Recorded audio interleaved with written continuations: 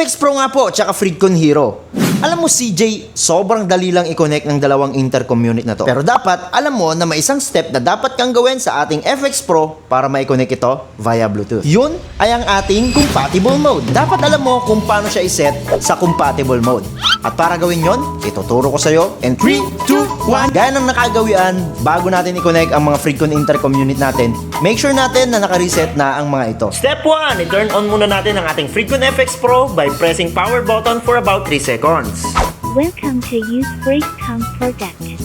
60% battery. Press muna natin ang plus at minus button para sa compatible mode. Compatible mode. Next step, iset natin sa pairing mode ang ating Freecon Hero by pressing power button o intercom button ng 2 beses. Pairing. Once pairing, set aside muna natin ang ating Freecon FX Pro at punta tayo sa ating Freecon Hero. Para iset sa pairing mode ang ating Freecon Hero habang naka-turn off, press lang natin ang power button for about 8 seconds o hanggang mag-blink ang red at blue light indicator nito.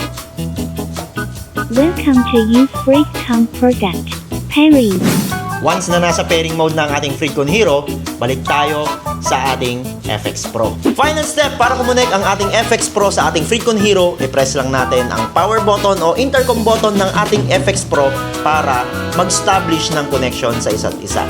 Maririnig mo ang voice prompt na, Double mode intercom connected. ayan, connected na ang Freecon FX Pro at ang ating Freecon Hero. Pwede na kayong makapag-usap ng walang humpay during the rides ng OBR mo. Para sa iba pang mga tips and tutorials, i-comment mo na yan dyan sa ating comment section. At huwag mo kaming kalimutang i-follow, baka comment mo na o request mo na ang susunod naming i-feature. Ewan ko na lang kung di pa marinig Freecon